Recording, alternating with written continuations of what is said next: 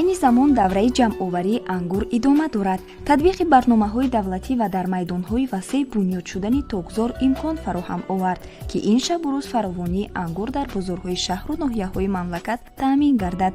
ин меваи коркардшавандаи саноатиро сокинони мамлакат дастаҷамъона ҷамъоварӣ ва барои истеъмолу коркард пешниҳод мекунанд. ҳосилнокии баланду тамъи лазизи ангури дар тоҷикистон истеҳсолшаванда аз мусоид будани иқлим ва обу замини ҳосилхез шаҳодат медиҳад.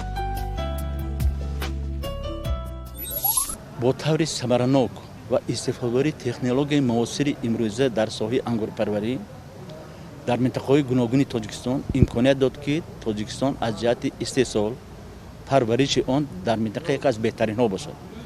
чунки навъҳои гуногуни дар молатҳои гуногун пухтарасии онҳо имконият дод, ки дар давоми аз аввали тобистон то охири тирамоҳ аз худи дарахтони худи бутаҳои ток гирифтани ҳосил фароҳам оварда шуд. ҳамин ин муваффиқиятҳое ки дар ҳаст вуҷуд омаданд дар минтақа яке аз беҳтаринҳо ҳисоб мераванд. далел дар он аст, ки то имрӯз олимони мутахассисону ангурпарварони осияи марказӣ аз таҷрибаи пешрафтаи соҳаи ангурпарварии тоҷикистон шинос мешаванд, таҷриба меомӯзанд ва барои пешрафти кори худ истифода мебаранд. шароит ва имкониятҳои тоҷикистон барои парвариш намудани боғу ток хело мусоид аст. аз ин лиҳоз бояд имкониятҳоро самаранок истифода бурда соҳаи токпарвариро боз ҳам тараққӣ дод. бо ба даст овардани ҳосили фаровони баландсифат метавон бозорҳои дохилӣ ва хориҷиро бо маҳсулоти тару тоза таъмин намуда мавқеи маҳсулоти ватаниро дар бозорҳои ҷаҳонӣ боз ҳам баланд бардошт. дар шароити тоҷикистон зиёда аз 200 нави ангур парвариш карда мешавад. зиёда аз 5000 сол боз аст, ки дар минтақаи мо дар шароити имрӯзи ҳудуди имрӯзи тоҷикистон мардум бо ангурпарварӣ машғул аст. имрӯз дар тоҷикистон навъҳои асосан парвариш карда мешаванд, навъҳои ҳам навъҳои хӯрдани боғ ва навъҳои техникӣ. аз худи ангур қариб ки зиёда аз 50 намуди маҳсулот бароварда мешавад. яъне ба ғайр аз ман гӯем ки мана ангур хушкунӣ, яъне ба тару тоза истеъмол кунӣ, шарбати он, аз вай мураббоҳо тайёр карда мешавад, ҳатто баргашро истифода мебаранд, ки гӯё ки худи ҳамин маҳсулоти ангур аз пояш сар карда гӯё ки ҳама чизи он ба саноат яъне истифода бурдан мумкин аст. ангур аз зумраи меваҷоти коркардшавандаи саноатӣ буда кишоварзон аз парвариши он фоидаи зиёди иқтисодӣ ба даст меоранд. аз ангур якчанд намуди маҳсулот истеҳсол карда мешавад. маъмулан истеҳсолкунандагон аз ангур обмева, шарбат, мураббо ва мавиз тайёр мекунанд, ки дар бозор талабот ва харидорони доимӣ доранд. ангурпарварӣ дар тоҷикистон ки ба роҳ монда шудааст, асосан барои истеҳсоли тару тоза, истеҳсоли коркард, ки аз он шарбатҳо, маҳсулотҳои коркарди он барои хӯроки чорво истифода бурда мешавад. лекин ба асосан истеҳсоли саноати ангурпарварӣ барои таъмини бозорҳои дохилӣ ва содирот ба хориҷи кишвар ва нигоҳ доштан ва дар тамоми фаслҳо таъмин намудани бозорҳои дохилӣ мебошад. худи шароити табиии иқлими тоҷикистон ва анъанаҳои боғдории тоҷикистон ба он имконият медиҳад ва мусоидат мерасонад, ки ин соҳа аз нуқтаи назари иқтисодӣ самаранок бошад. ангур бо ранг, навъ ва шаклҳои мухталифаш аз якдигар фарқкунанда мешавад. ангурҳо рангашон сурх, гулобӣ, сабз ва бунавш ҳастанд. боз намуди ангури бедона ҳаст, ки барои тайёр намудани ҷем, мураббо, афшура ва мавиз дар миқёси ҷаҳон парвариш ва истеҳсол мешавад.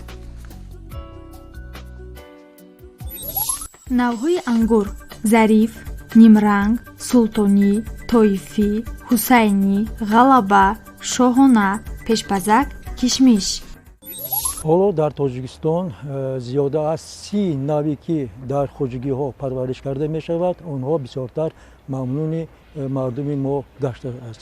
аз он ҷумла навъҳои тоифи гулобӣ, ҳусайни сафед, ҳусайни сиёҳ, ҳусайни сурх, ҷавз, ғалаба, шоҳона, ризомат, аз ангурҳои барвақтӣ бошад зарифӣ, ҳисори барвақтӣ, чиллаги хуҷандӣ ва ғайраҳо яъне дар тоҷикистони мо минтақаҳое ки токпарварӣ мешавад дар он ҷо парвариш карда мешавад ки бисёри онҳо дар бозорҳои мо имрӯзҳо дида мешавад ба харид яъне фурӯш гузошта шудаастанд ки бо як қисми онҳо ба содирот ба дигар давлатҳо ҳам фурӯхта мешавад.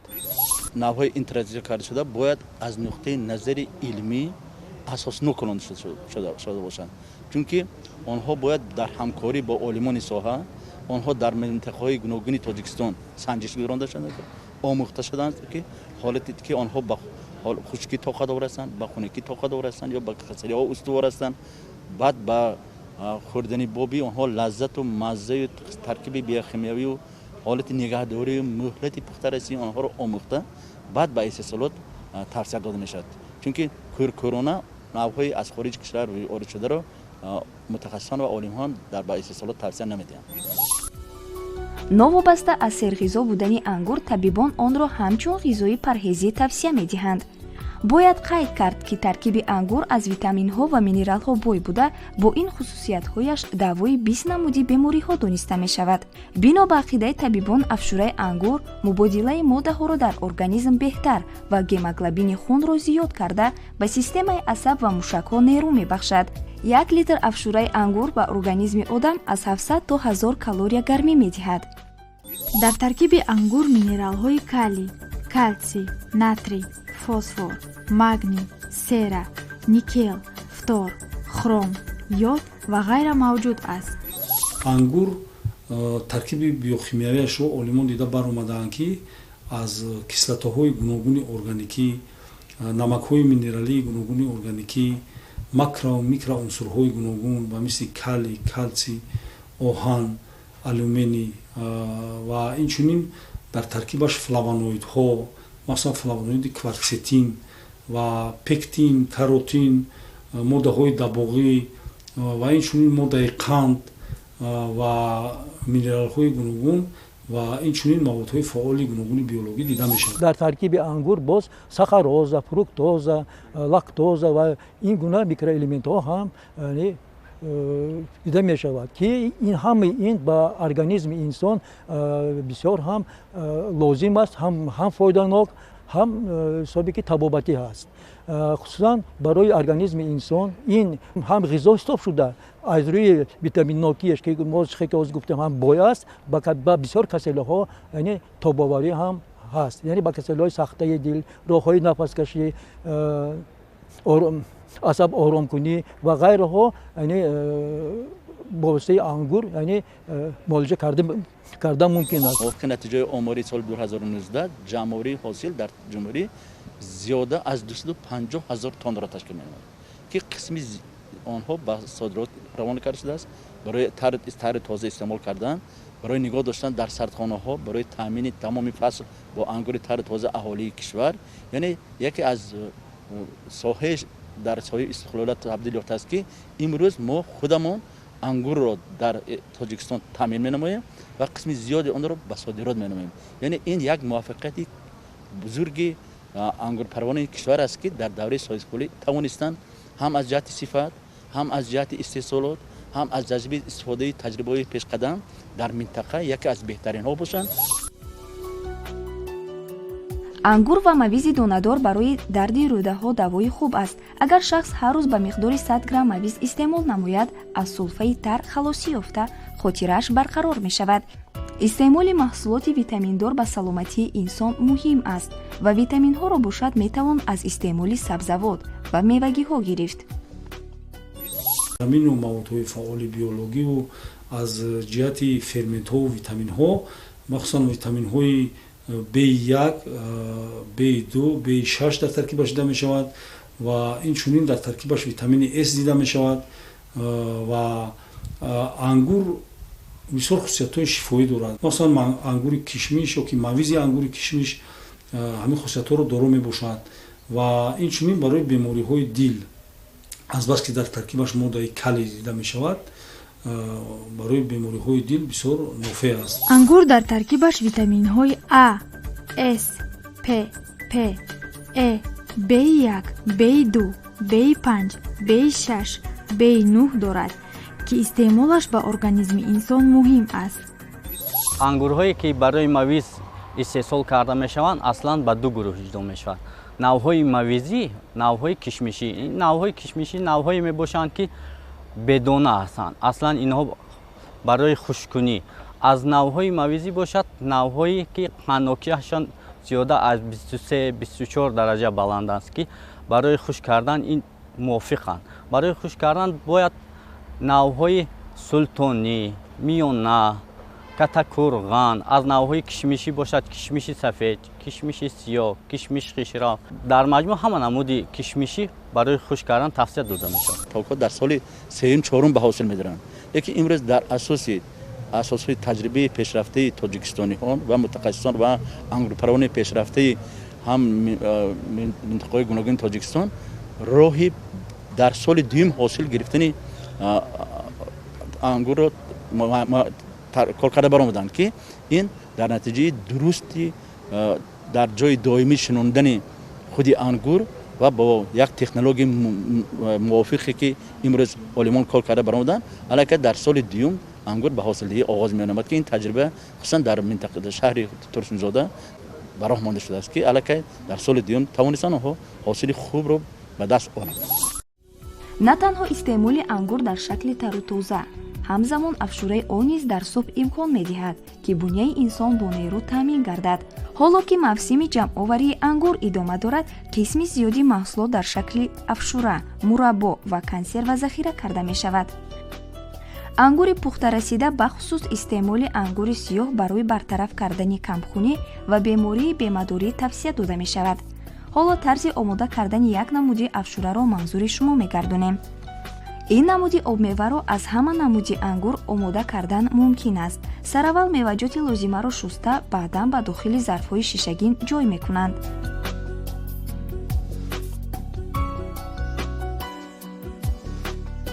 سپس آب جوش آمده را تا پر شدن ظرف می‌ریزند.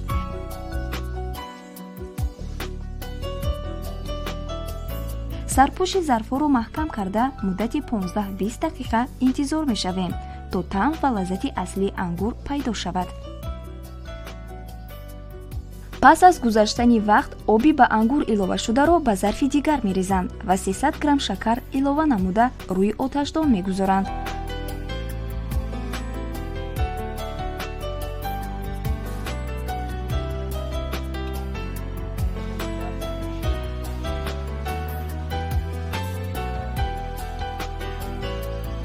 بعدا قنداب را از روی آتشدان گرفته به ظرف‌ها دوباره می‌ریزیم و سرپوشش را مستحکم می‌گردانیم.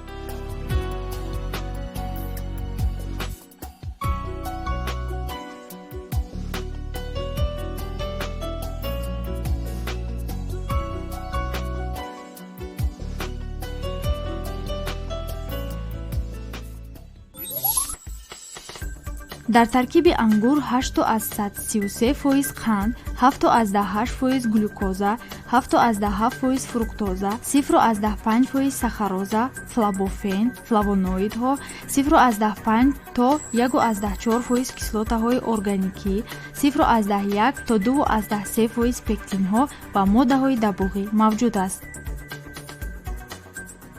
сабаби он ки дар таркиби тамоми намуди ангур моддаи қанд хело зиёд дида мешавад.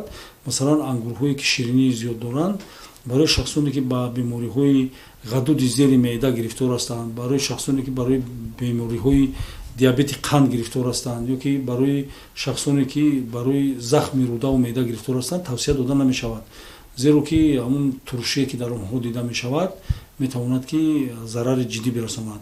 аз ҳамин сабаб ангурро бояд ки ба тавсияи мутахассисон, ғизошиносон бояд ки истеъмол намоянд.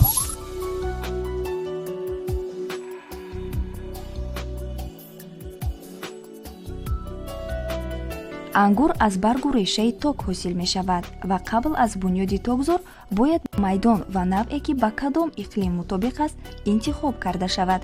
ангур дар баҳор аз охири моҳи март то охири июн ва дар тирамоҳ шинонда мешавад. умуман ток қариб дар ҳама ҷо мерӯяд ва риояи технологияи парвариш имкон медиҳад ки бо харҷи кам ҳосили босифату баланд ба даст оварда шавад. дар сурати шинонидани ниҳоли навъҳои пассифат нерӯ ва хароҷоти зиёд талаф меёбад.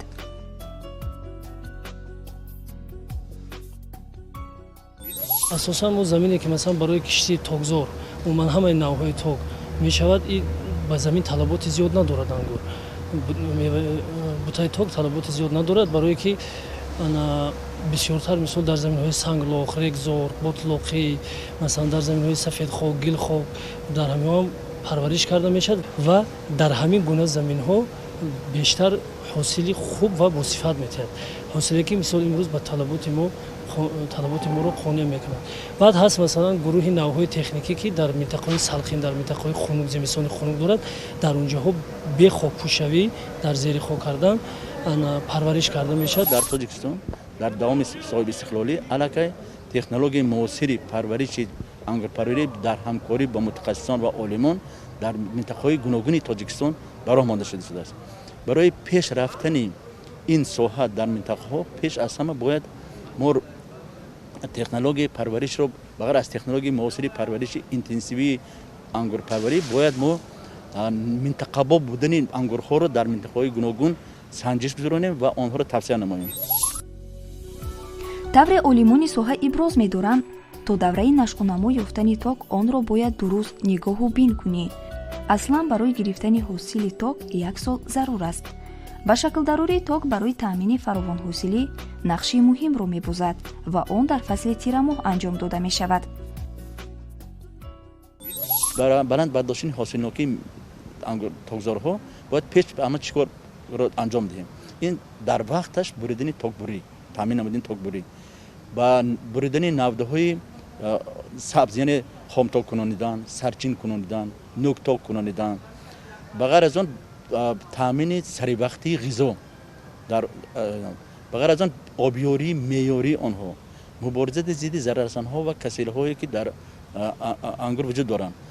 ба ғайр аз он дар асоси меъёрҳои нишондодашуда ва тавсияи олимон истифодаи моддаҳои танзимкунандаи сабзиши меваю навдаҳо ки ин агар мо дар асоси комплексӣ дуруст дар сари вақт онҳоро аз токбурӣ сар карда то ҷамъовари ҳосил онро дуруст истифода барем, дар он вақт мо ҳосили хуб гирифтанамон мумкин аст. ба майдони тогзор ҳашарот низ метавонад таъсир расонад. барои бартараф намудани ин ҳолат бояд намуди зараррасон ва ё касалии пайдошуда дуруст муайян гардад ва сари вақт бар зидди он мубориза бурда шавад. бутаи ток да масалан ҳам дар меваш, ҳам дар баргаш, ҳам дар бисёртар касалиҳои антракноз, аидиум дида мешавад ва баъд саратони бактериявӣ дида мешавад зиёдтар. баъд ҳаст масалан пӯсиши реша аст, дар инҷа пӯсиши хушки реша аст. хоб ҳашаротҳои масалан тортанакканда зарар мерасонад, кирми баргпешона ки ангур зарар мерасонад бисёртар, ки инҳо имрӯз дар шароити масалан истеҳсолоти Тоҷикистон яке аз проблемҳои асосӣ ҳамин аст ки дар истеҳсолоти ангур ки ҳамин касалиҳо бисёртар дар токи мо зарар мерасонад. дар ҳолати мавҷуд додани ин ё намуди касалӣ бояд махсус маҳлулҳо, махсус моддаҳое ҳастанд ки муқобили ҳамон ҳашаротҳои замбурғӣ ё ки дигар бактериявӣ мубориза мебаранд ва инҳоро истифода бурдан мумкин аст ва дар вақти нигоҳ доштанам ҳатман ҳамон усули мубориза зидди касалиҳои замбурғӣ дар сардхонаҳо онҳо пеш аз он коркард карда мешавад ва дар вақти нигоҳ доштан дар ҳар як қутие ки нигоҳ дошта мешавад дар он ҷо ин моддаҳо нигоҳ дошта мешаванд ки барои ҳам нигоҳ доштани сифати онҳо ва ба мубориза бурдан ба муқобили касалиҳои дар дохили худи меваи ангур буда онҳо мубориза мебаранд, яъне онҳоро дар ҳамин ҳолати тар тоза нигоҳ медоранд. бе истифода бурдани ин моддаҳое ки муқобили ҳашаротҳо мубориза мебарад, давраи нигоҳ доштани онҳо ё давраи дур дароз ба ҷои дур фиростондани онҳо غیرإمکان است. میدان تگزار هم زیاد شده است. من تا حال در جمهوری ما زیاده 38,000 گکتار یعنی با تگزارها موجود است. از این 33,000 گکتاری آن حاصل دهنده می باشد که یک قسمی آن یعنی زیاده از 12,000 گکتاری ما این تگزارها در زمین های للمی پرورش کرده می شود که همه اونها حاضر من حاصل نقض داده است. حاصل ناکاش هم حساب میانه اگر گیریم اگر در جمهوری ما 73 سنتر از یک گکتار یعنی حاصل ناکه به ما حاضر رسیده هستیم که آینده این رقم ها هم زیاد می شود. тақозои замони имрӯз ба маҳсулоти босифат ва аз лиҳози экологӣ тоза то рафт меафзояд. соҳибкорон низ дарк намуданд ки танҳо маҳсулоти хушсифати бозоргир ва рақобатпазир метавонад онҳоро дар пешбурди фаъолият муваффақ гардонад. кишоварзони тоҷик дар парвариши навъҳои серҳосилу босифати ангур таҷрибаи ғанӣ доранд ва ангуре ки дар тоҷикистон истеҳсол мешавад дар дохил ва хориҷи мамлакат талабгорони зиёд дорад. таҷрибаи чандсола собит намуд ки ангурпарварӣ самараи баланди иқтисодӣ дорад. бо табодули таҷриба, риояи технологияи парвариш ва тақвият додани робитаи илм бо истеҳсолот имрӯз талош ба он равона карда шудааст ки дар ҳама шаҳру ноҳияҳои мамлакат майдони навъҳои содиротии тогзор васеъ гардонида шавад ва хоҷагидорон муваффақиятҳоро дар самти зиёд гардонидани истеҳсоли ангур афзун гардонанд.